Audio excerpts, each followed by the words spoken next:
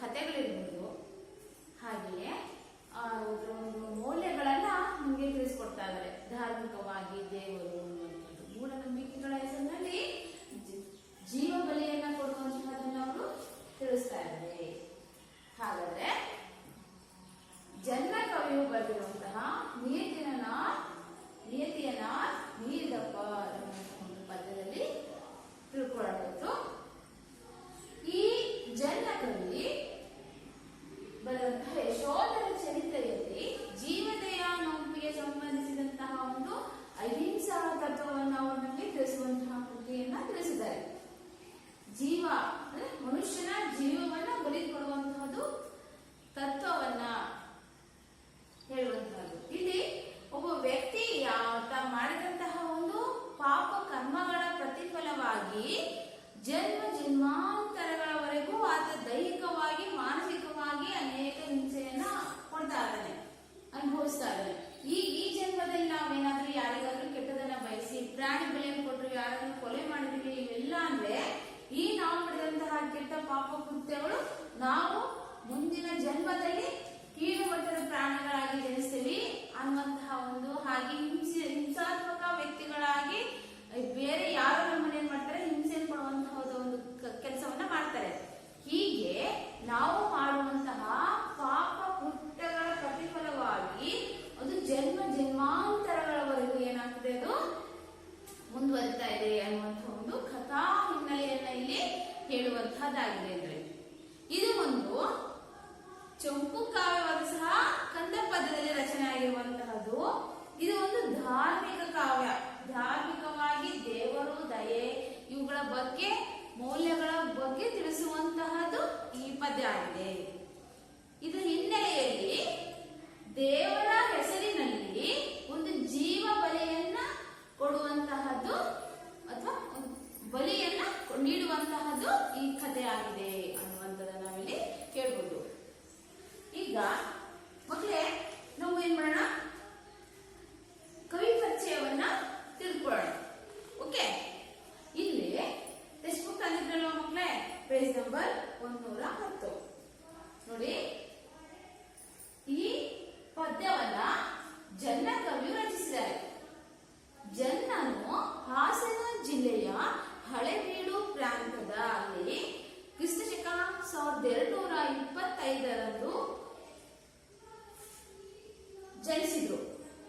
ಹೊಯ್ಸಳರ ಬಲ್ಲಾಳನಿಂದ ಕವಿ ಚಕ್ರವರ್ತಿ ಎಂಬ ಅಭಿಧಾನವನ್ನು ಪಡೆದ ಈತನು ಯಶೋಧರ ಚರಿತೆ, ಅನಂತನಾಥ ಪುರಾಣ ಮತ್ತು ಅನುಭವ ಮುಖರ ಕಾವ್ಯಗಳ ಕೃತಿಗಳನ್ನ ರಚಿಸಿದ್ದಾರೆ.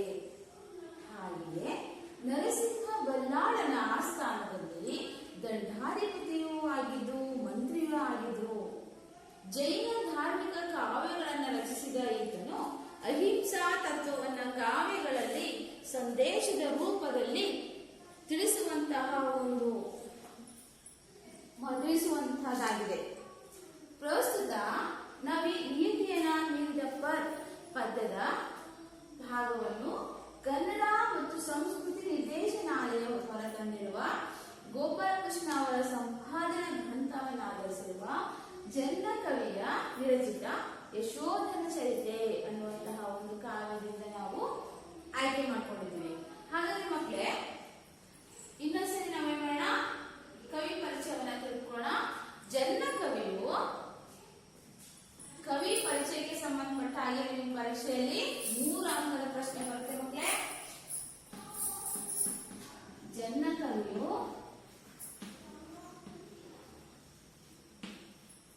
ಹಾಸನ ಜಿಲ್ಲೆಯ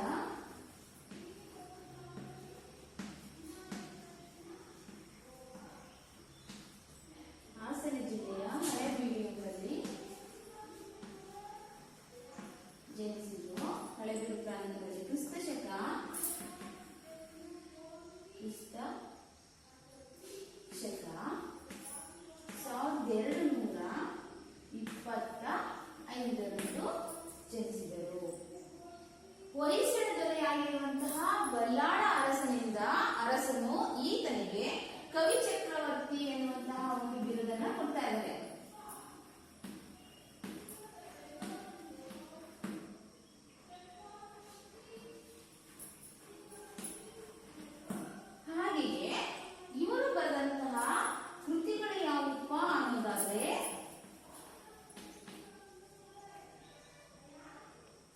ಯಶೋಧರ ಚರಿತೆ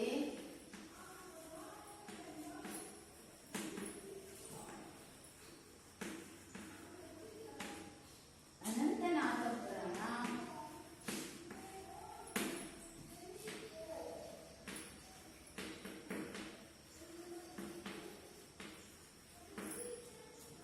ಅನುಭವ ಕುಂಚುರ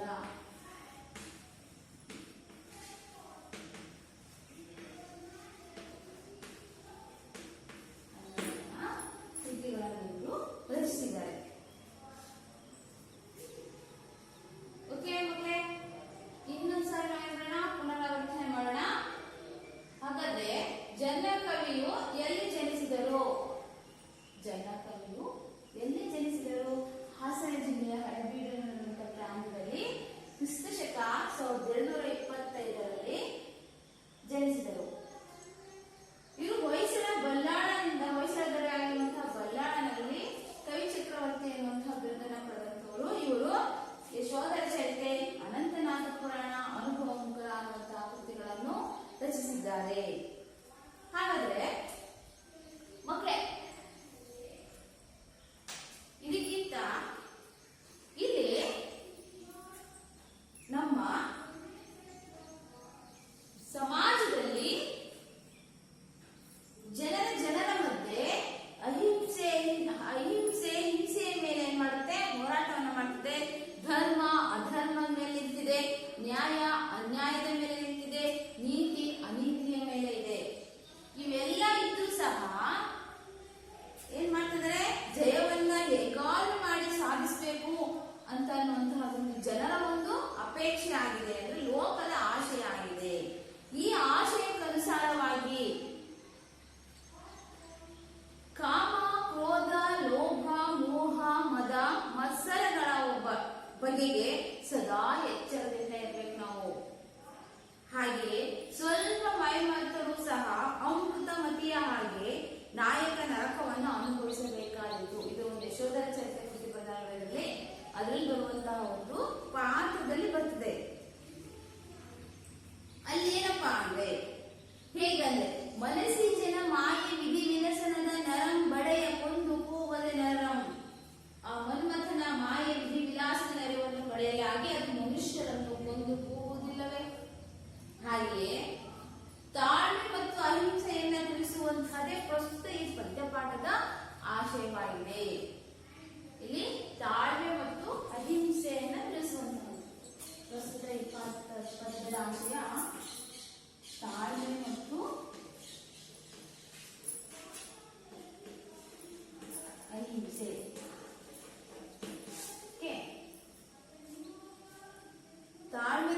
ತಾಳ್ಮೆ ಸದಾ ಇರಬೇಕು. ಅಹಿಂಸೆ ಅಂದ್ರೆ ಬೇರೆ ಯಾವುದೇ ವ್ಯಕ್ತಿಗಳಿಗೂ, ಜೀವಿಗಳಿಗೂ, ಪ್ರಾಣಿಗಳಿಗೂ ತೊಂದರೆಯನ್ನ ಕೊಡದೇ ಇರುವುದು, ಹಾಗೆ ಅವ್ರ ಪ್ರಾಣಕ್ಕೆ ತೊಂದರೆಯನ್ನ ಕೊಡದೇ ಇರುವಂತಹದ್ದು ಅಹಿಂಸಾ ತತ್ವವನ್ನ ತಿಳಿಸುವಂತಹದ್ದು ಆಗಿದೆ. ಹಾಗಾದ್ರೆ ಇದರಲ್ಲಿ ನಾವು ಒಂದು ಪೂರ್ವ ಕಥೆ ತಿಳ್ಕೊಳ್ಳೋಣ ಮೊದಲು, ಆಯ್ತಾ? ಟೆಕ್ಸ್ಟ್ ಬುಕ್ ತಂದಿದ್ರ ಮಕ್ಕಳ? ಪೇಜ್ ನಂಬರ್ 109 ಇದೆಯಾ? ರಾಜಪುರ ಎನ್ನುವ ಪಟ್ಟಣ, ಅದರ ದೊರೆ ಮಾರಿದತ್ತ. ಆ ಪುರದಲ್ಲಿ ಚಂಡಮಾರಿಯ ದೇವಾಲಯವಿತ್ತು. ಅಶ್ವಯುಜ ಹಾಗೂ ಚೈತ್ರ ಋತುಗಳಲ್ಲಿ ದೊರೆ ಮತ್ತು ಪ್ರಜೆಗಳು ಜಾತ್ರೆ ನಡೆಸಿ ದೇವಿಯನ್ನು ಆರಾಧಿಸುತ್ತಿದ್ದರು. ಒಮ್ಮೆ ಚೈತ್ರ ಮಾಸದಲ್ಲಿ ಜಾತ್ರೆ ನಡೆಯಬೇಕಿತ್ತು. ಮಾರಿಗೆ ಬಲಿ ಕೊಡುವುದಕ್ಕಾಗಿ ಮಾನವರನ್ನು ಹಿಡಿದು ತರುವಂತೆ ಮಾರಿದತ್ತನು ತಳಾರ ಚಂಡಕರ್ಮನಿಗೆ ಆಜ್ಞಾಪಿಸಿದನು. ಅವನು ಸುದತ್ತಾಚಾರ್ಯ ಮುನಿಗಳೊಡನೆ ಆ ಪುರಕ್ಕೆ ಬಂದು ಭಿಕ್ಷೆಗೆ ಹೊರಟಿದ್ದ ಎಳೆ ವಯಸ್ಸಿನ ಸಹೋದರಿಯರಾದ ಅಭಯ ರುಚಿ ಮತ್ತು ಅಭಯಮತೆಯರನ್ನು ಹಿಡಿದು ತಂದನು. ಮಾರಿಯ ಮನೆಯ ಭಯಂಕರ ದೃಶ್ಯದಿಂದ ಆ ಮಕ್ಕಳು ಸ್ವಲ್ಪವೂ ವಿಚಲಿತರಾಗಲಿಲ್ಲ. ಅವರ ಧೈರ್ಯ ಸ್ಥೈರ್ಯಗಳನ್ನು ಕಂಡು ಬೆಕ್ಕಸ ಬೆರಗಾದ ಮಾರಿದತ್ತನು ಅವರನ್ನು ಬಲಿ ಕೊಡದೆ ಅವರ ವೃತ್ತಾಂತವನ್ನು ತಿಳಿಯಬಯಸಿದನು. ಅಭಯ ರುಚಿಯು ತಮ್ಮ ಪೂರ್ವ ಕಥೆಯನ್ನು ನಿರೂಪಿಸಿದನು. ಹಾಗೆಯೇ ಉಜ್ಜಯಿನಿ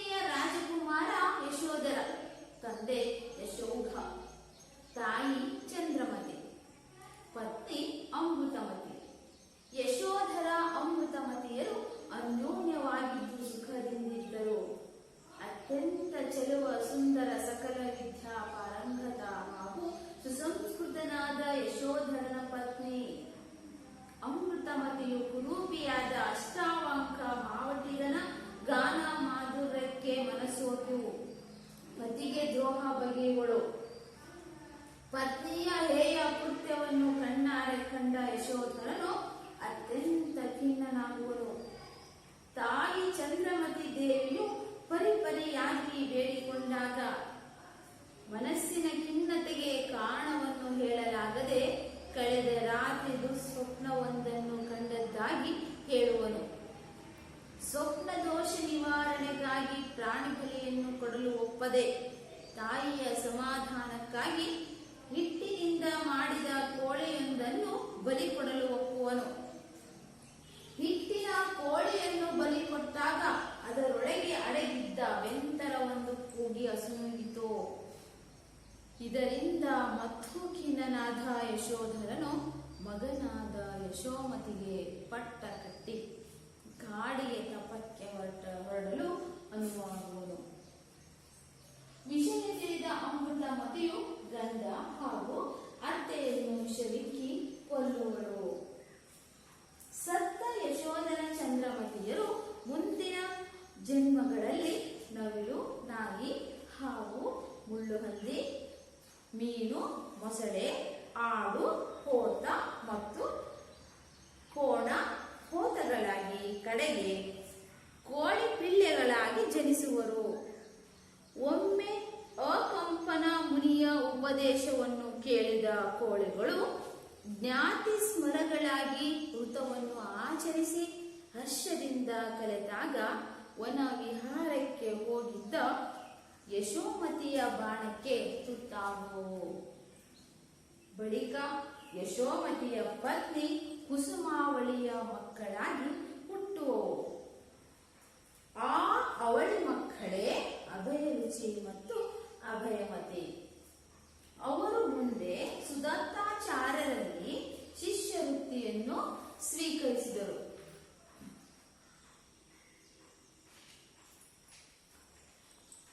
ಮಕ್ಕಳೀಗ ಪೂರ್ವಕಥೆಯಲ್ಲಿ ನಾವು ನೋಡಿದ್ವಿ, ಓದಿದ್ವಲ್ವಾ? ಅದ್ರಲ್ಲಿ ಏನು ಮುಖ್ಯಾಂಶ ನೋಡ್ಬೋದು ಅಂತ ಅರ್ಥ ಮಾಡ್ಕೊಂಡಿದ್ದೀರಾ ಆಲ್ರೆಡಿ ನೀವು. ಇದಕ್ಕಿಂತ ಮೊದಲನೇದಾಗಿ ನಾವೇನ್ ಮಾಡೋಣ, ಇದ್ರ ಬಗ್ಗೆ ಸ್ವಲ್ಪ ತಿಳ್ಕೊಳ್ಳೋಣ.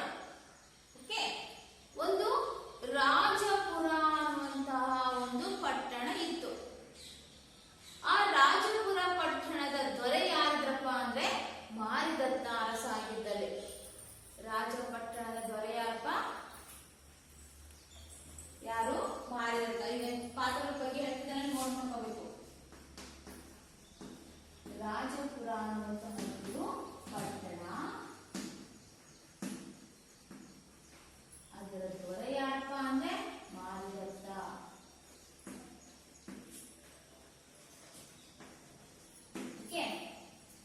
ಆ ಮಾರಿದತ್ತ ಊರಿನಲ್ಲಿ ಆ ರಾಜಪುರದಲ್ಲಿ ಚಂಡಮಾರಿ ಎನ್ನುವಂತಹ ಒಂದು ದೇವಾಲಯ ಇತ್ತು. ಯಾವುದು ಮಕ್ಕಳೇ? ಚಂಡಮಾರಿ ಅನ್ನುವಂತಹ ದೇವಸ್ಥಾನ.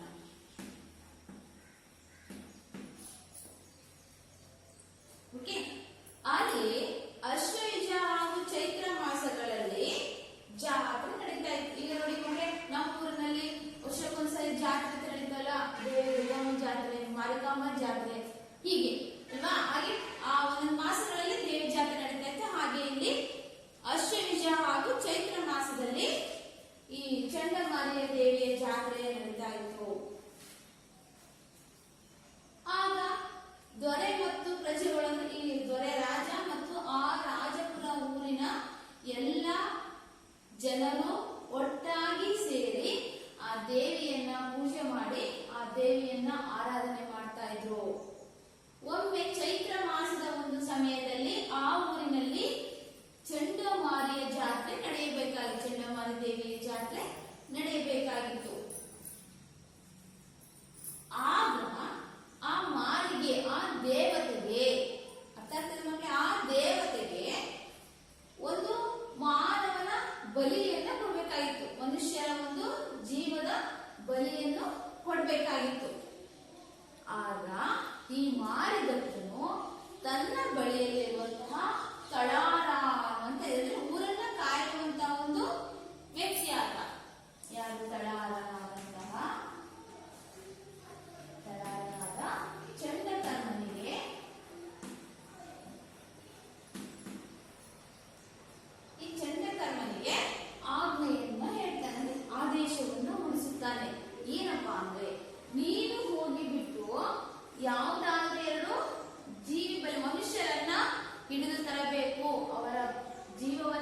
ಬಲಿಯನ್ನ ದೇವತೆಗೆ ಸಮರ್ಪಿಸಬೇಕು ಎಂದು ಹೇಳ್ಬೇಕು. ಆದ್ರಿಂದ ನೀನೇನ್ ಮಾಡು, ಕರ್ಕೊಂಡ್ ಬಾ ಮನುಷ್ಯರನ್ನ ಅಂತಂದು ಆಜ್ಞೆಯನ್ನು ಹೇಳಿ ತಳಾರನ್ನ ಕಳಿಸ್ತಾ ಇದ್ದಾರೆ. ನೀವು ನೋಡಿದ್ರೆ ಮಕ್ಳೇ, ಇದು ಆಗಿನ ಶತಮಾನದಲ್ಲಿ ಅಲ್ವಾ, 10, 11ನೇ ಶತಮಾನದಲ್ಲಿ ಆ ಅವಧಿಯಲ್ಲಿ ಇರುವಂತ ಮನುಷ್ಯರನ್ನೇ ದೇವಿಗೆ ಬಲಿ ಕೊಡ್ತಾ ಇದ್ರು. ಇವಾಗೆಲ್ಲ ಬದಲಾಗ್ತಾ ಇದೆ. ಅದಾದ ನಂತರ ಏನಾದ್ರು ಪ್ರಾಣಿಗಳ ಎಮ್ಮೆ, ಮನುಷ್ಯರು ಏನ್ ಮಾಡ್ತಾರೆ, ತಮ್ಮ ಹರಕೆಗಳನ್ನ ಒಪ್ಕೊಂಡಿರ್ತಾರೆ.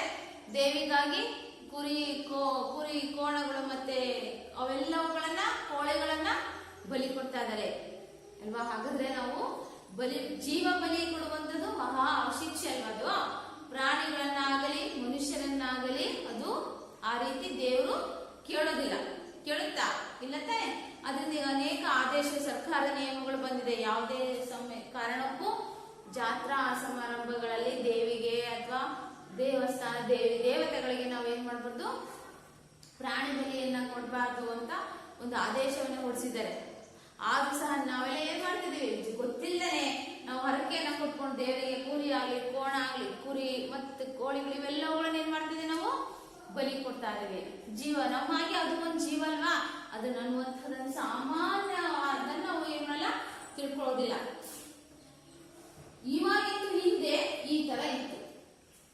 ಈ ಅವಧಿಯಲ್ಲಿ, ಜನ ಕಾಲದ ಅವಧಿಯಲ್ಲಿ, ಅದಕ್ಕಿಂತ ಪೂರ್ವದಲ್ಲಿ ಹೀಗೆ ಬಲಿಯನ್ನ ಕೊಡ್ಬೇಕು ಅಂತ ಮನುಷ್ಯನನ್ನ ಹುಡ್ಕೊಂಡ್ಬರ್ಲಿಕ್ಕೆ ಚಂಡಕರ್ಮ ಹೋಗ್ತಾ ಇದ್ದಾರೆ. ಆಗ ಏನಾಗುತ್ತೆ ನೋಡೋಣ. ನೆಕ್ಸ್ಟ್ ಅವನು ಸುದತ್ತಾಚಾರ್ಯ ಮುನಿಗಳೊಡನೆ ಆ ಪುರಕ್ಕೆ ಬಂದ ಭಿಕ್ಷೆಗೆ ಹೊರಡುತ್ತಿದ್ದ ಎಳೆಯ ವಯಸ್ಸಿನ ಸಹೋದರಿಯರಾದ ಅಭಯ ರುಚಿ ಮತ್ತು ಅಭಯಮತಿಯರನ್ನು ಹಿಡಿದು ತಂದನು.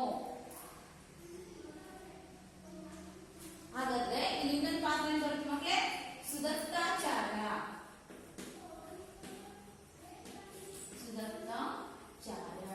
ಒಬ್ಬ ಮುನಿ. ಇವರಲ್ಲಿ ಯಾರಿದ್ರು, ಅಭಯ ರುಚಿ ಹಾಗೂ ಅಭಯಮತಿಯರಿದ್ರು. ಅಭಯ ರುಚಿ ಮತ್ತು ಅಭಯಮತಿ ನೋಡಿ ಮಕ್ಕಳು. ಈಗ ಇವಾಗಿದ್ದ ಹಾಗೆ ಶಿಕ್ಷಣ ವ್ಯವಸ್ಥೆ ಹಿಂದೆ ಇರಲಿಲ್ಲ ಅಲ್ವಾ. ಅದೇನಾಗ್ತಾ ಇತ್ತು, ಋಷಿ ಮುನಿಗಳು ತಮ್ಮ ಗುಡಿಸಲ ಕಟ್ಕೊಂಡು ಕಾಡುಗಳಲ್ಲಿ ಜೀವನವನ್ನ ಮಾಡ್ತಾ ಇದ್ರು. ಅಲ್ಲಿರುವಂತಹ ಗೆಡ್ಡೆ ಗೆಣಸುಗಳನ್ನ ತಿಂತಾ ಇದ್ರು. ಹಾಗೆ ತಮ್ಮ ಶಿಷ್ಯಂದ್ರಗಳನ್ನ ಏನ್ ಮಾಡ್ತಾ ಇದ್ರು, ಭಿಕ್ಷಾಟನೆಗಾಗಿ ಅಂದ್ರೆ ಮನೆ ಊರುಗಳಿಗೆ ಹೋಗಿ ಬಿಟ್ಟು ಏನ್ ಕೊಡ್ತಾರೋ, ಅಕ್ಕಿ ಬೆಲ್ಲ ಕೊಡ್ತಾರೆ, ಬೇಳೆ ಕೊಡ್ತಾರೋ ಅಥವಾ ಏನ್ ಕೊಡ್ತಾರೋ ಅವೆಲ್ಲವುಗಳನ್ನ ಭಿಕ್ಷೆಯನ್ನು ಪಡ್ಕೊಂಡ್ಬಂದು ಎಲ್ಲರಿಗೂ ಊಟವನ್ನ ಮಾಡ್ತಾ ಇದ್ರು. ಹಾಗೆಯೇ ಸುದತ್ತಾಚಾರ್ಯ ಮುನಿಗಳ ಆಜ್ಞೆಯಂತೆ ಅಭಯ ರುಚಿ ಹಾಗೂ ಅಭಯಮತಿ ಎನ್ನುವಂತಹ ಚಿಕ್ಕ ಎಳೆಯ ಮಕ್ಕಳು ಭಿಕ್ಷಾಟನೆಗಾಗಿ ಆ ಊರಿಗೆ ಬಂದಿದ್ರು. ಆ ಯಾವುದು ರಾಜಪುರ ಅನ್ನುವಂತಹ ಈ ಊರಿಗೆ ಬಂದಿದ್ರು. ಇಲ್ಲಿ ಏನ್ ನಡೀತಾ ಇತ್ತು ಮಕ್ಕಳೇ, ಚಂಡಮಾರಿಯ ಒಂದು ದೇವಾಲಯದ ದೇವಿಯ ಜಾತ್ರೆ ನಡೀತಾ ಇತ್ತು. ಒಬ್ಬ ಚಿಕ್ಕ ಮಕ್ಕಳಿಗೆ ಗೊತ್ತಿಲ್ಲ. ಅವ್ರೇನ್ ಮಾಡ್ತಾ ಇದಾರೆ, ಗುರುಗಳ ಆಜ್ಞೆಯಂತೆ ಭಿಕ್ಷಾಟನೆಗಾಗಿ ರಾಜಪುರ ಊರಿಗೆ ಬರ್ತಾ ಇದ್ದಾರೆ. ಇವು ಎರಡು ಮಕ್ಕಳನ್ನ ನೋಡಿದಂತಹ ಈ ಚಂಡಕರ್ಮ ಇದಾರಲ್ವಾ, ಈ ಚಂಡಕರ್ಮ ಏನ್ ಮಾಡ್ತಾನೆ, ತಳಾರನಾದಂಥವನು ಇವರಿಬ್ಬರನ್ನ ಹಿಡಿದು ಹೇಳ್ಕೊಂಡು ಬರ್ತಾನೆ. ಎಲ್ಲಿಗೆ, ಚಂಡಮಾರಿ ದೇವಾಲಯಕ್ಕೆ. ಏತಕ್ಕಾಗಿ, ಬಲಿಯನ್ನು ಕೊಡಲು. ಆ ಮಕ್ಕಳು ಅವನ ಮುಖವನ್ನ ನೋಡಿ, ಚಂಡಮಾರಿಯ ಒಂದು ಭಯಂಕರವಾದಂತಹ ಮುಖವನ್ನ ನೋಡಿ ಹೆದರೋದಿಲ್ಲ, ಸ್ವಲ್ಪವೂ ಹೆದರದೆ ಸ್ಥೈರ್ಯಗಳನ್ನು ಕಂಡು ಬೆಕ್ಕಸ ಬೆರಗಾದ. ಯಾವುದೇ ರೀತಿಯಲ್ಲ ಮಕ್ಕಳು ಹೆದರೋದೇ ಇಲ್ಲ. ಧೈರ್ಯವಾಗಿದ್ದಂತಹ ಆ ಮಕ್ಕಳನ್ನ ಕಂಡು ಮಾರಿದತ್ತನು ಆಶ್ಚರ್ಯ ಪಡ್ತಾ ಇದ್ದಾನೆ. ಬೆಕ್ಕಸ ಬೆರಗಾಗ್ತ ನೋಡಿ ಏನ್ ಮಾಡ್ತಾನೆ, ಅವನು ಆಶ್ಚರ್ಯದಿಂದ ನೋಡ್ತಾ ಇದ್ದಾನೆ. ಇವರನ್ನ ಬಲಿ ಕೊಡದೆ ನಾವು ಇವರ ಒಂದು ಜನ್ಮ ವೃತ್ತಾಂತವನ್ನ ತಿಳಿದುಕೊಳ್ಳೋಣ ಎಂದು ಮಾರಿದತ್ತನು ಅಭಿರುಚಿಯನ್ನ ಕೇಳ್ತಾ ಇದ್ದಾನೆ. ಇಷ್ಟು ಇವರು ಸಾಮಾನ್ಯ ವ್ಯಕ್ತಿಗಳಲ್ಲ, ಇವರು ಮಹಾನ್ ಶ್ರೇಷ್ಠ ವ್ಯಕ್ತಿಗಳಾಗಿರ್ಬೋದು ಅಂತ ತಿಳ್ಕೊಂಡಂತಹ ಮಾರಿದತ್ತನು ಸ್ವಲ್ಪವೂ ಏನ್ ಮಾಡ್ತಾರೆ, ಅವರಿಬ್ಬರ ಒಂದು ವೃತ್ತಾಂತವನ್ನ ತಿಳ್ಕೊಳ್ಳಿಕ್ಕೆ ಬಯಸ್ತಾರೆ. ಆಗ ಇವರಿಬ್ಬರು ಒಂದು ಪೂರ್ವ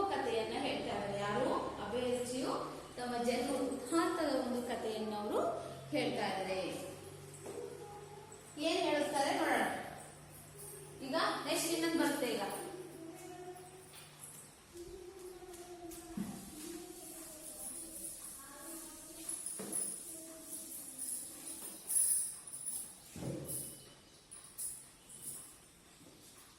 ಮಕ್ಕಳೇ, ಈಗ ಅವರು ಪೂರ್ವಕತೆಯನ್ನ ಅಭಿರುಚಿ ಮಾರಿದತ್ತನ ಬಳಿಯಲ್ಲಿ ಹೇಳುವಂತಹದ್ದಾಗಿದೆ. ಇವಾಗ ಉಜ್ಜಯಿನಿ ರಾಜಕುಮಾರ ಯಶೋಧರ. ಉಜ್ಜಯಿನಿ ಎನ್ನುವಂತಹ ಒಂದು ಊರು, ಉಜ್ಜಯಿನಿ ಅಲ್ವಾ? ಅದರ ರಾಜಕುಮಾರಿಯಾಗಿ ಯಶೋಧರ.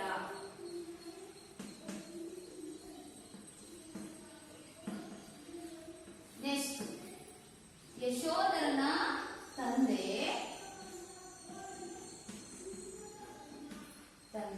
ಯಶೋಧ.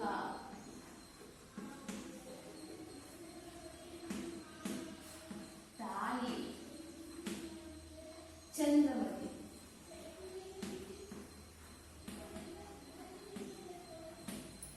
ಮಕ್ಕಳು ಹೇಳೋದು ಬರ್ಕೋತಿದ್ದೀರಲ್ವಾ? ಈ ತರ ಮಡದಿ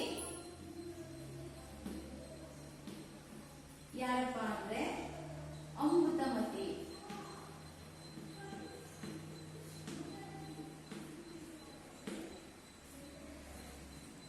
ಹಾಗೆಯೇ ಯಶೋಧರ ಹಾಗೂ ಅಮೃತಮತಿಯರು ಅನ್ಯೋನ್ಯದಿಂದ ಸಂತೋಷದಿಂದ ಜೀವನವನ್ನ ಕಳೀತಾ ಇದ್ರು. ಈತ ಅತ್ಯಂತ ಸುಂದರ ಸಕಲ ವಿದ್ಯಾಪಾರಂಗತ ಹಾಗೂ ಸುಸಂಸ್ಕೃತನಾದ ಯಶೋಧರನ ಪತ್ನಿ ಅಮೃತಮತಿಯು. ಇವಳು ಈತನ ಮಡದಿ ಅತ್ಯಂತ ತುಂಬಾ ಸುಂದರವಾಗಿದ್ದು, ಆ ಎಲ್ಲಾ ವಿದ್ಯೆಗಳನ್ನ ಪಡೆದಂತಹ ಅತ್ಯಂತ ಸ್ವರೂಪ ಸುರ ಸುಂದರಿ ಈಕೆ ಆಗಿದ್ದು. ಈಕೆ ಏನ್ ಮಾಡ್ತಾಳೆ? ಒಂದು ತಪ್ಪನ್ನು ಮಾಡ್ತಾ ಇದ್ದಾಳೆ. ಅತ್ಯಂತ ಕುರೂಪಿಯಾಗಿರುವಂತಹ, ನೋಡಲು ಭಯಂಕರನಾದಂತಹ ಒಬ್ಬ ಅವರ ಅರಮನೆಯಲ್ಲಿ ಕೆಲಸ ಮಾಡ್ತಿರುವಂತಹ ಒಂದು ಕುರೂಪಿಯಾದ ಅಷ್ಟವಾಂಕ ಅವನ ಒಂದು ಗಾನ ಮಾಧುರ್ಯಕ್ಕೆ ಮನಸ್ಸು ಹೋಗ್ತಾ ಇದ್ದಾಳೆ. ಅವನು ಸುಂದರವಾಗಿ ಹಾಡು ಹೇಳ್ತಾ ಇದ್ದಾನೆ ಅಂತ ಒಂದು ಸುಂದರವಾಗಿ ಹಾಡನ್ನು ಹೇಳ್ತಾ ಇದ್ದ ಆತ ಅರಮನೆಯಲ್ಲಿದ್ದಾಗ, ಅಲ್ಲೇ ಕೆಲಸ ಮಾಡ್ತಾ ಇದ್ದಾರಲ್ಲ, ಆ ಹಾಡಿಗೆ ಮನಸ್ಸು ಹೋದಂತಹ ಈಕೆ ಗಂಡನಿಗೆ ದ್ರೋಹವನ್ನ ಮಾಡಿ ಪತಿಗೆ ಯಶೋಧರ ಪತಿಗೆ ದ್ರೋಹವನ್ನ ಮಾಡ್ತಾ ಇದ್ದಾಳೆ. ಈ ಪತ್ನಿ ಮಾಡಿದಂತಹ ಹೀನ ಕೆಟ್ಟ ಕೃತ್ಯವನ್ನ ಕಣ್ಣಾರೆ ಕಂಡಂತಹ ಯಶೋಧರನು ಮಾನಸಿಕವಾಗಿ ಖಿನ್ನತೆಗೆ ಒಳಗಾಗ್ತಾ ಇದ್ದಾನೆ. ತುಂಬಾ ನೋವನ್ನ ಅನುಭವಿಸ್ತಾ ಇದ್ದಾನೆ. ಎಲ್ಲಿಲ್ಲದ ಒಂದು ನೋವು ಅನ್ನುವಂಥದ್ದು ಪಾಪ ಈತನಿಗೆ ಆಗ್ತಾ ಇದೆ ಅಲ್ವಾ? ತಾಯಿ ಚಂದ್ರಮತಿ ದೇವಿಯು ಪರಿಪರಿಯಾಗಿ ಬೇಡಿಕೊಂಡಾಗ ತಾಯಿಯಾದಂತಹ ಚಂದ್ರಮತಿಯು, ನನ್ನ ಮಗ ಯಾಕೋ ಇಷ್ಟೊಂದು ನೋವಿಗೊಳಗಾಗಿದ್ದಾನೆ, ಏನಾಗಿರ್ಬೋದು ಏನು ಅಂತ ಕೇಳಿದ್ರು ಆತ ಹೇಳದೇ ಇಲ್ಲ. ಆಗ ನೆಕ್ಸ್ಟ್ ಹೇಳ್ತಾನೆ, ತುಂಬಾ ಕೇಳ್ಕೊಂಡಾಗ ನಾನು ಒಂದು ರಾತ್ರಿಯಲ್ಲಿ, ಹಿಂದಿನ ದಿನ ರಾತ್ರಿಯಲ್ಲಿ ಕೆಟ್ಟದಾದಂತಹ ಒಂದು ಕನಸನ್ನು ಕಂಡೆ ಅಂತ ಹೇಳ್ತಾನೆ. ಆಗ ಸ್ವಪ್ನ ದೋಷದ ನಿವಾರಣೆಗಾಗಿ ಪ್ರಾಣಿ ಬಲಿಯನ್ನು ಕೊಡಲು ಒಪ್ಪದೆ ತಾಯಿಯ ಸಮಾಧಾನಕ್ಕಾಗಿ ಹಿಟ್ಟಿನಿಂದ ಮಾಡಿದ ಕೋಳಿಯೊಂದನ್ನು ಬಲಿ ಕೊಡಲು ಒಪ್ಪುವನು. ಅವ್ರ ತಾಯಿ ಹೇಳ್ತಿದ್ದಾರೆ, ಇಷ್ಟೊಂದು ಕೆಟ್ಟದಾದಂತಹ ಒಂದು ಕನಸನ್ನ ಕಂಡಿದೀಯ ಅಂದ್ರೆ ಆ ಕನಸಿನ ಪರಿಣಾಮವಾಗಿ ಒಂದು ಪ್ರಾಣಿ ಬಲಿಯನ್ನ ಕೊಡೋಣ ಅಂತ ಹೇಳಿದಾಗ ಈತ ಒಪ್ಪದೇ ಇಲ್ಲ. ಒಂದು ಜೀವಿ ನಮ್ಮ ಹಾಗೆ, ಅದು ಒಂದು ಜೀವಿ ಅಲ್ವಾ? ನಮ್ಮ ಸಂತೋಷಕ್ಕಾಗಿ ನಾವು ಇನ್ನೊಂದು ಜೀವಿಯನ್ನ ಕೊಲ್ಲಬಾರದು ಎಂದು ಹೇಳಿದಾಗ ಆ ತಾಯಿಯ ಸಮಾಧಾನಕ್ಕಾಗಿ ಏನ್ ಮಾಡ್ತಿದ್ದಾನೆ, ಒಂದು ಹಿಟ್ಟಿನಿಂದ ಮಾಡಿದಂತಹ ಒಂದು ಕೋಳಿಯನ್ನ ಬಲಿ ಕೊಡಲು ನಿರ್ಧಾರ ಮಾಡ್ತಾರೆ. ಆ ಹಿಟ್ಟಿನ ಕೋಳಿಯನ್ನು ಬಲಿ ಕೊಟ್ಟಾಗ ಅದರಲ್ಲಿ ಒಂದು ಬೆಂದರ ಜೀವ ಅಡಗಿಕೊಂಡಿತ್ತು. ಅದು ಏನ್ ಮಾಡ್ತು, ಅಡಗಿದ್ದ ಬೆಂದರ ಒಂದು ಕೂಗಿ ಉಸಿನೀಗಿತು, ಪ್ರಾಣವನ್ನು ಬಿಟ್ಟಿತು. ಇದು ಒಂದು ಪಾಪದ ಕೆಲಸ ಮಕ್ಕಳೇ ಅಲ್ವಾ? ಇದರಿಂದ ಮತ್ತು ಖಿನ್ನನಾದ, ಮಾನಸಿಕವಾಗಿ ಖಿನ್ನತೆಗೆ ಒಳಗಾದಂತಹ ಯಶೋಧರನು ಮಗನಾದ ಯಶೋಮತಿಗೆ, ಆತನ ಮಗ ಯಾರು? ಯಶೋಮತಿ.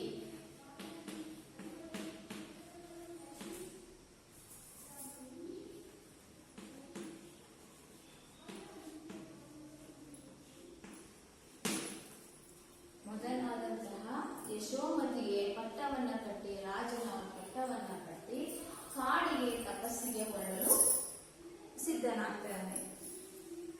ಈ ವಿಷಯವನ್ನು ತಿಳಿದಂತಹ ಅಮೃತಮತಿಯು ಏನ್ ಮಾಡ್ತಿದ್ದಾಳೆ? ಗಂಡನಾದಂತಹ ಯಶೋಧರ ಹಾಗೂ ಅತ್ತೆಯಾಗಿರುವಂತಹ ಚಂದ್ರಮತಿಗೆ ವಿಷವನ್ನ ಹಾಕಿ ಕೊಲ್ಲುವಳು. ವಿಷವನ್ನ ಕೊಟ್ಟು ಏನ್ ಮಾಡ್ತಾರೆ? ಅವನ್ನ ಕೊಲೆ ಮಾಡ್ತಾ ಇದ್ದಾರೆ. ಹೀಗೆ ಯಶೋಧರ ಮತ್ತು ಚಂದ್ರಮತಿಯರು ಅವರು ಮಾಡಿದಂತಹ ಆ ಬೆಂತರ ಜೀವ ಇತ್ತಲ್ವಾ, ಅದು ಸತ್ವಪುಟ್ಟಲ್ವಾ, ಅದು ಬಲಿ ಕೊಟ್ಟಾಗ ಆ ಪಾಪ ಕೃತ್ಯದ ಪರಿಣಾಮವಾಗಿ ಜನ್ಮ ಜನ್ಮಾಂತರಗಳಲ್ಲಿಯೂ ಕೀಳು ಮಟ್ಟದ ಪ್ರಾಣಿಗಳಾಗಿ ಒಂದೊಂದು ಬಾರಿ ಒಂದೊಂದು ರೀತಿ ಪ್ರಾಣಿಗಳಾಗಿ ಅವರು ಜನಿಸ್ತಾ ಇದ್ದಾರೆ. ನೋಡಿ ಮಕ್ಕಳೇ, ನಮ್ಮ ಹಿರಿಯರು ಹೇಳ್ತಾ ಇದ್ದಾರೆ, ನಾವು ಮಾಡಿದಂತಹ ಪಾಪ ಕರ್ಮಗಳ ಫಲವಾಗಿ ನಾವು ಏನ್ ಮಾಡ್ತಿದೀವಿ? ಮುಂದಿನ ಜನ್ಮದಲ್ಲಿ ಮನುಷ್ಯರಾಗ್ತೀವಿ, ಹಾವಾಗ್ತೀವಿ, ಚೇಳಾಗ್ತೀವಿ, ನಾಯಿ ಜನಿಸ್ತೀವಿ. ಈ ತರ ಒಂದೊಂದು ಪ್ರಾಣಿಗಳಾಗಿ ನಾವು ಜನಿಸ್ತಾ ಇದ್ದೇವೆ ಮಕ್ಕಳೇ. ಹಾಗೆಯೇ ಹಾಗಾದ್ರೆ ನಾವು ಯಾವುದೇ ರೀತಿಯ ಪಾಪ ಕೃತ್ಯಗಳನ್ನು, ಕೆಟ್ಟ ಕೆಲಸಗಳನ್ನು ಮಾಡಬಾರ್ದು. ಪ್ರಾಮಾಣಿಕವಾಗಿ ಸತ್ಯವಂತರಾಗಿ ನಾವೇನ್ ಮಾಡ್ಬೇಕು? ಬದುಕಬೇಕು. ತಂದೆ ತಾಯಿಗಳಿಗೆ ಮೋಸ ಮಾಡಬಾರ್ದು. ತಂದೆ ತಾಯಿಗಳನ್ನ ನೋಡ್ಕೋಬೇಕು ಅಲ್ವಾ? ಹೆಂಡತಿ ಮಕ್ಕಳನ್ನ ನೋಡ್ಕೋಬೇಕು. ಇವರೆಲ್ಲರನ್ನ ಏನ್ ಮಾಡ್ಬೇಕು? ಚೆನ್ನಾಗಿ ನಾವು ನೋಡ್ಕೋಬೇಕು. ನೋಡಿ ಮಕ್ಕಳೇ, ದೇವರು ಎಲ್ಲಾ ಕಡೆ ಇರ್ಲಿಕ್ಕೆ ಆಗಲ್ಲ ಅಂತಾನೆ ಒಬ್ಬ ತಾಯಿಯನ್ನು ಸೃಷ್ಟಿಸಿದ್ದಾನೆ ಅಲ್ವಾ? ಇಡೀ ಕೋಟಿ ಪ್ರಪಂಚದಲ್ಲಿ ಎಲ್ಲರೂ ನೋಡ್ಕೊಳಕಾಗುತ್ತ ದೇವ್ರು ಬಂದು ಇಲ್ಲ. ಹಾಗಾದ್ರೆ ನೋಡಿ, ನಾವು ಫಸ್ಟ್ ಹುಟ್ಟಿದ ತಕ್ಷಣ ನಾವ್ ಏನ್ ಮಾಡ್ತೀವಿ? ಅಮ್ಮ ಅಂತ ಕರಿತದೆ ಅಲ್ವಾ? ಅಮ್ಮ ಅಂತ ಕರಿತಾ ಇದ್ದೇವೆ. ಹೀಗೆ ನಮ್ಮ ಎಷ್ಟೇ ನೋವು ಕಷ್ಟಗಳಿದ್ರು ಸಹ ನಾವು ಏನ್ ಮಾಡ್ಬೇಕು? ಅಮ್ಮನ ಪ್ರೀತಿ. ನೋಡಿ, ಪ್ರಪಂಚದಲ್ಲಿ ಎಷ್ಟೋ ಜನರು ಅನಾಥರಿದ್ದಾರೆ. ಒಬ್ರಿಗೆ ತಾಯಿ ಇದ್ರೆ ತಂದೆ ಇಲ್ಲ ಅಲ್ವಾ? ಅಣ್ಣ ಇದ್ರೆ ತಂಗಿ ಇಲ್ಲ. ಹೀಗೆ ಒಬ್ಬೊಬ್ರು ಎಲ್ಲರೂ ಎಲ್ಲಾ ರೀತಿಯ ಸಂಬಂಧಗಳನ್ನ ಇರಲ್ಲ. ಒಬ್ರು ತಾಯಿ ಇದ್ರೆ ಪಾಪ ಚಿಕ್ಕ ವಯಸ್ಸಿನಲ್ಲೇ ಹುಡ್ತಾ ಇದ್ರೆ ತಾಯಿ ಹೋಗ್ಕೊಂತಾರೆ, ಕೆಲವೊಬ್ರು ತಾಯಿ ಇದ್ರೆ ತಂದೆ ಅಲ್ವಾ? ಹಾಗಾದ್ರೆ ಈ ಜನ್ಮದಲ್ಲಿ ನಾವು ಮನುಷ್ಯರು ಮುಂದಿನ ಜನ್ಮದಲ್ಲಿ ಏನಾಗಿ ಜನಿಸ್ತೇವೆ ಗೊತ್ತಿಲ್ಲ. ಇರುವಾಗಲೇ ನಾವೇನ್ ಮಾಡ್ಬೇಕು? ತಂದೆ ತಾಯಿಗಳು, ಅಕ್ಕ ತಂಗಿಯರು, ಅಣ್ಣ ತಮ್ಮಂದಿರು, ಚಿಕ್ಕಪ್ಪ ಚಿಕ್ಕಪ್ಪಂದಿರು, ಅಜ್ಜ ಅಜ್ಜಿಯರು ಅಲ್ವಾ? ಹೆಂಡತಿ ಮಕ್ಕಳು, ಇವರೆಲ್ಲರ ಜೊತೆಗೂ ನಾವೇನ್ ಮಾಡ್ಬೇಕು? ಸುಖವಾಗಿರ್ಬೇಕು. ಯಾರಿಗೂ ಮನಸ್ಸಿಗೆ ನೋವು ಮಾಡದೆ, ಅನ್ಯಾಯವನ್ನು ಮಾಡದೆ ನಾವೇನ್ ಮಾಡ್ಬೇಕು? ಚೆನ್ನಾಗಿ ಬದುಕಿ ಬಾಳ್ಬೇಕು. ಇದನ್ನ ನಾವು ನಮ್ಮ ಮುಂದಿನ ಪೀಳಿಗೆಗೂ ನಾವು ಕಲಿಸಬೇಕು ಅಲ್ವಾ? ನೋಡಿ, ಇದ್ರಲ್ಲಿ ನೋಡ್ತಾ ಇದ್ರೆ ನೀವು, ಅವರು ಮಾಡಿದಂತಹ ಒಂದು ಚಿಕ್ಕ ತಪ್ಪಿನಿಂದಾಗಿ ಇದೇನಾಗ್ತಾ ಇದೆ? ಪ್ರಾಣಿಗಳಾಗಿ ಎಷ್ಟೋ ಜನ್ಮಗಳನ್ನ ತಾಳಿದ್ರು ಅವ್ರು ಮಾಡಿದಂತಹ ಪಾಪ ಅನ್ನುವಂಥದ್ದು ಕಡಿಮೆ ಆಗ್ತಾ ಇಲ್ಲ. ಒಂದ್ ಕಡೆ ಹಿರಿಯರು ಹೇಳ್ತಾ ಇದ್ದಾರೆ, ಮನುಷ್ಯನಾಗಿ ಜನಿಸ್ಬೇಕು ಅಂದ್ರೆ 7 ಜನ್ಮಗಳಿಂದ ಬೇಕು. ಇಲ್ಲಿ ಇವಾಗ ಮನುಷ್ಯನಾಗಿದ್ದೀನಿ ಅಂದ್ರೆ ಮುಂದೆ ಮನುಷ್ಯನಾಗಿ ಹುಟ್ಟಬೇಕಂದ್ರೆ 7 ಜನ್ಮಗಳು ದಾಟೋಬೇಕಂತ ನಾವು. ಹೇಗೆ ಪ್ರಾಣಿಗಳಾಗ್ಬೇಕು, ಅದ್ರ ಆಧಾರ ಮೇಲೆ ಹೆಂಗಿರುತ್ತೆ? ಲೆಕ್ಕಾಚಾರ ಅಂದ್ರೆ ಅಲ್ಲಿ ನಾಯಿ, ಕುರಿ, ಕೋಣ, ಹಂದಿ, ಈ ಎಲ್ಲ ನಾವು ಮಾಡಿದಂತ ಕೆಲಸಗಳ ಆಧಾರದ ಮೇಲೆ ಅದು ನಾವು ಜನಿಸ್ತಾ ಇದ್ದೇವೆ ಅಲ್ವಾ? ಈ 7 ಜನ್ಮಗಳ ನಂತರ ನಾವು ಮನುಷ್ಯನಾಗಿ ಹುಟ್ಟುವಂತಹದ್ದು. ನೋಡಿ, ಮನುಷ್ಯನು ಒಬ್ಬ ಪ್ರಾಣಿನೇ. ಪ್ರಾಣಿಗಳ ಉನ್ನತ ಸ್ಥಾನದಲ್ಲಿ ಮೊದಲ ಹಂತದಲ್ಲಿ ಮಾನವ ಇದ್ದಾನೆ ಅಲ್ವಾ? ಸೈನ್ಸ್ ಅಲ್ಲಿ ಓದಿಸುತ್ತಾರೆ ನೀವೆಲ್ಲ. ಈಗ ನೋಡೋಣ, ಇವರು ಮಾಡಿದಂತಹ ಒಂದು ಪಾಪ ಕೃತ್ಯದ ಪರಿಣಾಮವಾಗಿ ಯಶೋಧರ ಹಾಗೂ ಚಂದ್ರಮತಿ ತಾಯಿ ಮಗ, ಓಕೆ, ಇವ್ರು ಏನಾಗ್ತಾ ಇದ್ರೆ, ಇದಾದ ನಂತರ ನವಿಲು ನಾಯಿಯಾಗಿ ಜನಿಸ್ತಾ ಇದಾರೆ, ಹಾವು ಮುಳ್ಳು ಹಂದಿ ಆಗ್ತಾ ಇದಾರೆ. ಅಂದ್ರೆ ಅರ್ಥ ಮಾಡ್ಬೇಕು, ಯಶೋಧರ ಅಂದ್ರೆ ನವಿಲು, ಚಂದ್ರಮತಿ ಅಂದ್ರೆ ನಾಯಿ, ಮೀನು ಮೊಸಳೆ, ಹಾವು ಮುಳ್ಳುಹಂದಿ, ಆಡು ಹೋತ, ಕೋಣ ಹೋತಗಳಾಗಿ ಕೊನೆಗೆ ಕೋಳಿ ಪಿಳ್ಳೆಗಳಾಗಿ ಜನಿಸಿದರು. ಇವರು ಜನಿಸಿ ಹೀಗೆ ಜೀವನವನ್ನು ಕಳೀತಾ ಇರ್ತಾರೆ. ನೀವು ವಿಜ್ಞಾನ ವಿಷಯದಲ್ಲಿ ನೋಡಿರ್ಬೋದು, ಜೀವಿಗಳ ಆಯುಷ್ಯ ಎಷ್ಟು, ಮನುಷ್ಯನ ಆಯುಷ್ಯ ಎಷ್ಟು, ಅದ್ರಲ್ಲಿ ಅಧ್ಯಯನ ಮಾಡ್ತಿರಲ್ವಾ, ಅದ್ರಲ್ಲಿ ಗೊತ್ತಾಗುತ್ತೆ ನಿಮಗೆ. ಹೀಗೆ ಅಕಂಪನ ಮುನಿಯ ಒಂದು ಬಾರಿ ಇವರಿಬ್ರು ಕೋಳಿ ಪಿಳ್ಳೆಗಳಾಗಿ ಜನಿಸಿದ್ರಲ್ಲ ಮಕ್ಕಳೇ, ಯಾರು ಬರ್ತಾರೆ? ಅಕಂಪನ ಮುನಿಗಳು.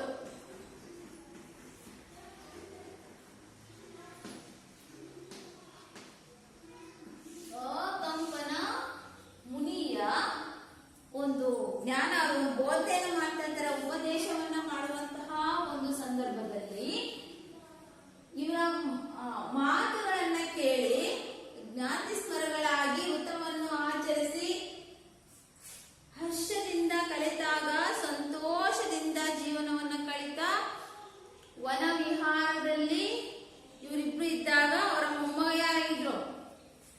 ಯಶೋಮತಿ.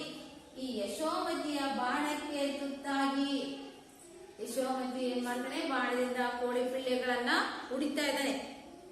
ಬಳಿಕ ಇವರು ಹೊಡೆದಾಗ ಬಳಿಕ ಏನ್ ಬರ್ತಾರೆ? ಯಶೋಮತಿಯ ಮಡದೆ ಆಗಿರುವಂತಹ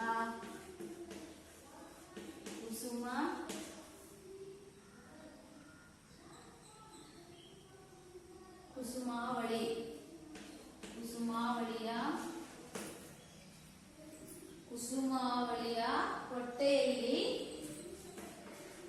ಅವಳಿ ಮಕ್ಕಳಾಗಿ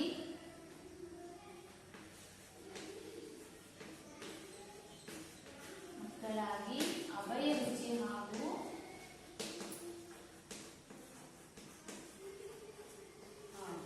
ಅಭಯಮತಿಯರಾಗಿ ಜನಿಸಿದರು. ನೋಡಿ ಮಕ್ಕಳೇ, ಮತ್ತೆ ಪುನಃ ಇಲ್ಲಿ ನೋಡಿರ್ಬೋದು, ಎಲ್ಲ ಒಂದು ಪ್ರಾಣಿಗಳ ಜನಿಸಾದ ನಂತರ ಮತ್ತೆ ಮತ್ತೆ ಉಪದೇಶವನ್ನು ಪಡೆದು ತಪಸ್ಸನ್ನ ಆಚರಿಸಿ ಒಳ್ಳೆ ಕೆಲಸ ಮಾಡಿಬಿಟ್ಟು ಕೋಳಿ ಪಿಳ್ಳೆಗಳಿದ್ದಾಗ ಜ್ಞಾನ ವೃತವನ್ನ ಆಚರಿಸಿ ಅವರಿಬ್ರು ಏನ್ ಮಾಡ್ತಾರೆ? ಒಳ್ಳೆ ವ್ಯಕ್ತಿಗಳಾಗಿ ಅವ್ರು ಮಾಡಿದಂತ ಪಾಪಕರ್ಮಗಳಿಗೆ ಮುಗಿದ್ಬಿಡ್ತು. ಮತ್ತೆ ಪುನಃ ಯಶೋಮತಿಯ ವಂಶದಲ್ಲಿಯೇ, ಅದೇ ಯಶೋಧರನ ಅವರ ವಂಶದಲ್ಲಿಯೇ ಯಶೋಮತಿ ಯಾರು? ಇವರ ಮಗ ಅಲ್ವಾ? ಇವರ ಮಡದಿಯಾದಂತಹ ಕುಸುಮಾವಳಿಯ ಹೊಟ್ಟೆಯಲ್ಲಿ ಅಭಯ ರುಚಿ ಹಾಗೂ ಅಭಯಮತಿಗಳಾಗಿ ಅವಳಿ ಮಕ್ಕಳಾಗಿ ಇವರಿಬ್ಬರು ಜನಿಸಿದರು. ಆ ಮಕ್ಕಳೇ ಇಂದು ಸುದತ್ತಾಚಾರ ಮುನಿಗಳಲ್ಲಿರುವಂತಹ ಈ ಶಿಷ್ಯ ವೃಂದದವರಾಗಿದ್ದರು. ಓಕೆ ಮಕ್ಕಳು, ಈಗ ಅರ್ಥ ಆಯ್ತಲ್ವಾ? ಈಗ ಇಲ್ಲಿ ನೋಡಿರ್ಬೋದು. ಹಾಗಾದ್ರೆ ಮನುಷ್ಯನು ಏನ್ ಮಾಡ್ಬಾರ್ದು? ಪಾಪ ಕೃತ್ಯಗಳನ್ನ, ಹೇಯ ಕೃತ್ಯಗಳನ್ನ ಮಾಡಿದ್ರೆ ಏನಾಗುತ್ತೆ ಜನ್ಮ ಜನ್ಮಾಂತರಗಳಲ್ಲಿ ಅನ್ನುವಂಥದ್ದನ್ನು ಇವರು ಜನ್ನ ಕವಿ ಜೈನ ಧಾರ್ಮಿಕ ಕಾವ್ಯದಲ್ಲಿ ತಿಳಿಸ್ತಾ ಇದ್ದಾರೆ. ಇದು ಸಂಬಂಧಪಟ್ಟಂಗೆ ಪ್ರಶ್ನೆ ಬರುತ್ತೆ, ರಾಜಪುರದ ಅರಸ ಯಾರು? ಮಾಡಿ ತರ್ತಾರೆ. ಓಕೆ, ಸುದತ್ತಾಚಾರ್ಯರ ಶಿಷ್ಯರು ಯಾರು? ಅಭಯ ರುಚಿ ಮತ್ತು ಅಭಯಮತಿ. ಯಶೋಧನ ತಂದೆ ತಾಯಿ ಯಾರು?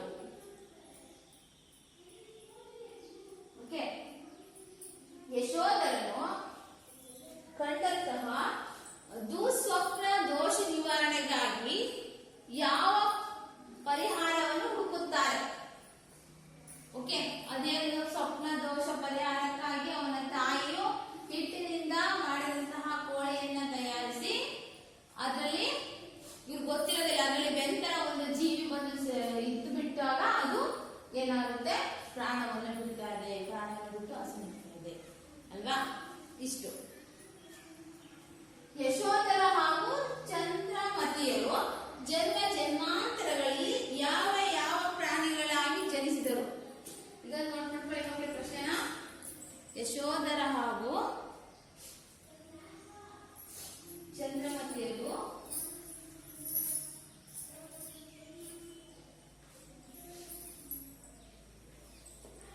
ಜನ್ಮ ಜನ್ಮಾಂತರಗಳಲ್ಲಿ ಯಾವ ಯಾವ ಪ್ರಾಣಿಗಳಾಗಿ ಜನಿಸಿದರು?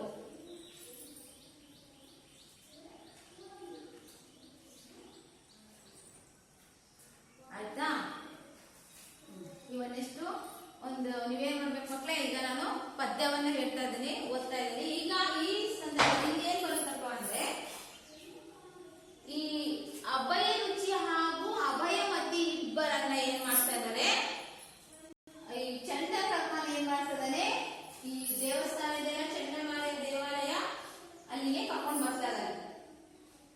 ಬಲಿಯನ್ನ ಕೊಡ್ಲಿಕ್ಕೆ ಕರ್ಕೊಂಡು ಇಬ್ಬರನ್ನ ಬಂದಾಗ ಮಾರಿದತ್ತನು ಇವ್ರು ಯಾವುದೇ ಕಾರಣಕ್ಕೂ ಹೆದರೋದಿಲ್ಲ. ಹೆದರದೇ ಇರುವಾಗ ಇವ್ರು ನೋಡೋಣ ಇವ್ರ ಪೂರ್ವ ವೃತ್ತಾಂತ ಏನಿದೆ ಅಂತ ತಿಳ್ಕೊಳ್ಳೋಣ ಅಂದ್ಬಿಟ್ಟು ಇವರೊಬ್ಬರನ್ನ ವಿಚಾರಿಸಿದಾಗ ಅವ್ರ ಪೂರ್ವ ಕಥೆಯನ್ನು ಹೇಳಿದ್ರಂತೆ. ಇವಾಗ ಹೇಳ್ತಾನೆ ಆ ಕಥೆ ಆಗುತ್ತೆ.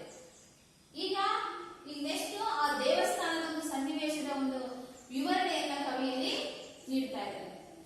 ಆ ದೇವಸ್ಥಾನದಲ್ಲಿ ಚಂಡಮಾರಿ ದೇವಿಯ ಒಂದು ಜಾತ್ರೆ ನಡೀತಾ ಇದೆ. ಆ ಜಾತ್ರೆಗೆ ಮಾರಿದತ್ತ ಇದ್ದಾನೆ. ಅಲ್ಲಿರುವಂತಹ ಎಲ್ಲ ಸುತ್ತಮುತ್ತಲೇ ಇದ್ದಾರೆ ಜನಗಳು, ಪ್ರಜೆಗಳು, ಆ ಊರಿನ ಪ್ರಜೆಗಳು ಬಂದು ಇದ್ದಾರೆ ಎನ್ನುವಂಥದ್ದನ್ನ ತಿಳಿಸ್ತಾ ಇದ್ದಾರೆ.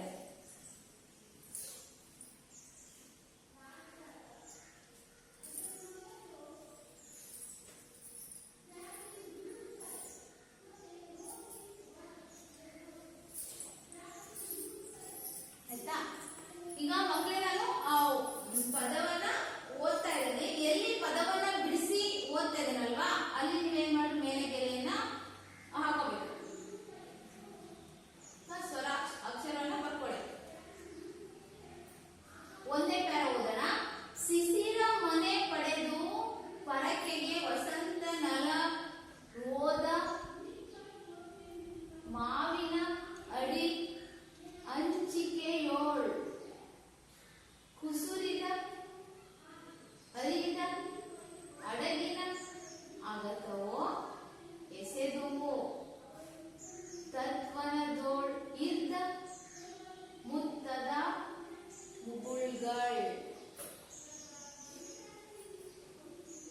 ಮಾರಿ ಮಲೆಯ ಇಳಂ ನವ ನೀರಜ ವನಮ ಎಂಬ ಕೆಂಡದೋಳ್ ದಂಡನ ನಮಸ್ಕಾರದೆ ಬಂದಪ್ಪ ಇತ್ತ ಅವ ಧಾರಿಪದ್ ಎಂಬ ಅಂತಿರು ಉಳಿದ ಉವರ ಗಿಳಿ ಬನದೋಳ್ ಅಂತು ದೊರೆಯತ್ತ ಬಂದ ವಸಂತದೋಳ್ ಆ ಮಾರಿದತ್ತನು ಪುರಜನಂ ತನ್ತಮ್ಮಗೆ ಚಂಡಮಾರಿಗೆ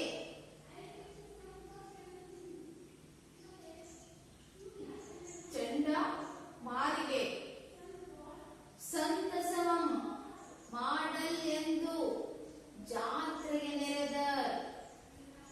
ಓಕೆ ಮಕ್ಕಳೇ, ಇದಕ್ಕಿಂತ ಮೊದಲಾಗಿ ನಿಯತಿಯನ್ನ ಮೀರಿದಪ್ಪರ್. ಆ ದೇವರು ವಿಧಿಯನ್ನ ಯಾರು ಮೀರಲು ಸಾಧ್ಯವಿಲ್ಲ.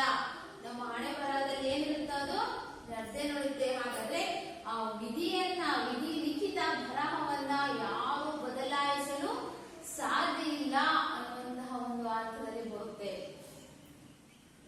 ಒಂದೆರಡು ಪದಗಳ ಅರ್ಥ ನೋಡ್ಕೊಂಡ್ರೆ ಮಕ್ಕಳೀಗ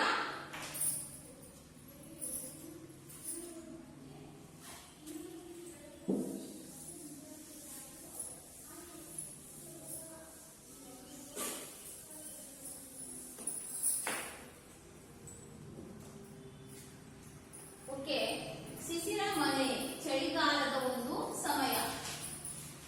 ಮಕ್ಕಳೇ, ಶಿಶಿರ ಮನೆ ಚಳಿಗಾಲದ ಸಮಯ. ಚಳಿಗಾಲದಲ್ಲಿ ಶಿಶಿರ ಋತು ನೋಡಿ. ಋತುಗಳಾದ್ರೆ ವಸಂತ, ಗ್ರೀಷ್ಮ, ವರ್ಷ, ಶರತ್, ಹೇಮಂತ, ಶಿಶಿರ 6 ಋತುಗಳಿವೆ. ಆ ಶಿಶಿರ ಅನ್ನುವಂತಹ ಒಂದು ಋತುವಿನ ಸಮಯದಲ್ಲಿ ಅಡಗು ಅಂದ್ರೆ ಮಾಂಸ,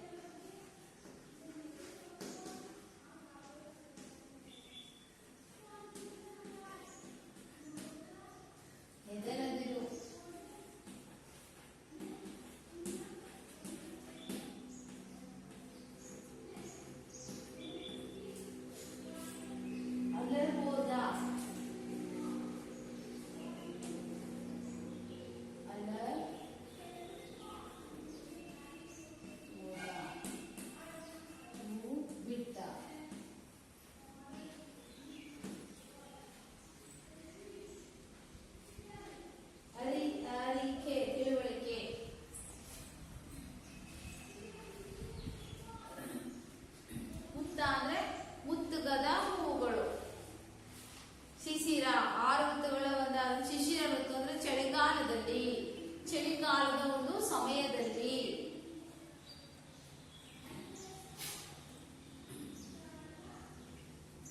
ಆಯ್ತಾ ಮಕ್ಕಳೇ, ಬರ್ಕೊಂಡ್ರ? ಮತ್ತೇನು ಏನಾದ್ರು ಬಿಟ್ಟಿದ್ರೆ ಮತ್ತೆ ನಾನು ಕೊಯ್ಯ ಮಾಡುವಾಗ ಏನ್ ಮಾಡ್ತೀನಿ, ಕೇಳ್ತಾ ಇರ್ತೀನಿ, ಅವ್ರು ನೋಟ್ ಮಾಡ್ಕೊಳ್ಬೇಕು ಮಕ್ಕಳೇ. ಆಯ್ತಾ, ಬರ್ಕೊಂಡ್ರಲ್ಲ ಎಲ್ಲ?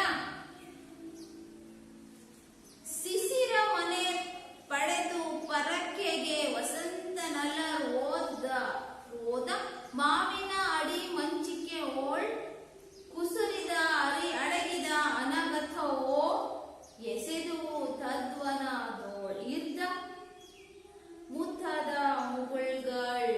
ಇಲ್ಲಿ ನೋಡಿ ಮಕ್ಕಳೇ, ಆ ಚಂಡಮಾರಿ ದೇವಾಲಯದಲ್ಲಿ, ಆ ದೇವಸ್ಥಾನದ ಆ ಬಯಲಿನಲ್ಲಿ ಒಂದು ವರ್ಣನೆಯನ್ನ ಕವಿ ಹೇಳ್ತಾ ಇದ್ದಾರೆ. ಚಳಿಗಾಲದ ಒಂದು ಸಮಯದಲ್ಲಿ, ಓಕೆ, ಅಂದ್ರೆ ಆ ಪರಕೆಗೆ ಏನಾಗಿದೆ, ಹರಕೆಗಾಗಿ ಹೂವು ಹಣ್ಣುಗಳು ಬಿಟ್ಟಿದವೆ. ಹೂವು ಹಣ್ಣುಗಳು, ಸುಂದರವಾದಂತಹ ಹೂವು ಹಣ್ಣುಗಳು ಇದಾವೆ. ಎಲ್ಲಿ? ಮಾವಿನ ಮರದ ಅಡಿಯಲ್ಲಿ, ಮಾವಿನ ಮರದ ಕೆಳಗೆ, ಮನೆಯ ಹಾಗೆ, ಮಂಚದ ಹಾಗೆ. ಅರ್ಥ ಆಗ್ತದೆಯಾ? ಹಾಗೆ ಮಾಂಸದ ತುಂಡುಗಳು ಕುಸುರಿದ ಅರಿದ ಅಡಗಿನಾಗತ್ತವೋ. ಅಡಗಿ ಅಂದ್ರೆ ಮಾಂಸ ಅಲ್ವಾ? ಆ ದೇವಿಗಾಗಿ ಅನೇಕ ಕುರಿ, ಕೋಣ, ಕೋಳಿಗೆ ಹಲವಾರು ಪ್ರಾಣಿಗಳನ್ನ ಬಲಿ ಕೊಟ್ಟಿದ್ದಾರೆ, ಹಸಿದರೆ. ಅವುಗಳ ಮಾಂಸ ತುಂಡುಗಳು ಅಲ್ಲಲ್ಲಲ್ಲಲ್ಲಲ್ಲ ಏನಾಗಿತ್ತು, ಕಾಣ್ತಾ ಇದ್ದಂತೆ. ಮಳೆಯನ್ನ ಹಾಕಿದ ಹಾಗೆ ಕಾಣ್ತಾ ಇತ್ತು ಮಾವಿನ ಮರದ ಕೆಳಗೆ. ಆ ಮಾಂಸದ ತುಂಡುಗಳು ಕಾಣ್ತಾ ಇತ್ತು. ಎಸೆದವು ತದ್ವನದೊಳಿದ್ದ ಮುತ್ತದ ಮುಗುಳ್ಗಳ್, ಮುತ್ತುಗದ ಹೂಗಳ ಹಾಗೆ ಏನು ಕಾಣ್ತಾ ಇತ್ತು, ಅವು ಕಾಣ್ತಾ ಇತ್ತಂತೆ.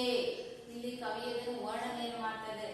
ತದ್ವನದೊಳಿದ್ದ, ಆ ಇರುವಂತಹ ಸುತ್ತಲೂ, ಆ ದೇವಾಲಯದ ಸುತ್ತಲಿರುವಂತಹ ವನದಲ್ಲಿ, ಆ ಸ್ಥಳದಲ್ಲಿ ಮಾಂಸದ ತುಂಡುಗಳು ಕಾಣ್ತಾ ಇತ್ತು, ಮುತ್ತುಗದ ಹೂಗಳ ಹಾಗೆ ಕಾಣುತ್ತಲಿತ್ತು ಎಂದು ಹೇಳ್ತಿದ್ದಾನೆ ಕವಿ.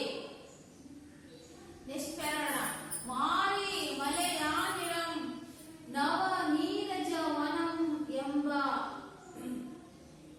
ಕೆಂಡದೋಳ್ ದಂಡ ನಮಸ್ಕಾರದೆ ಬಂದಪವ ನಿತ್ತ ಅವ ಧಾರಿಪುದ ಎಂಬ ಅಂತೆ ಇರುಳ ಉಲಿದು ವರ ಗಿಳಿಬನದೋಳ್. ಮತ್ತೆ ಇಲ್ಲಿ ಕವಿ ಪ್ರಕೃತಿಯ ವರ್ಣನೆಯನ್ನು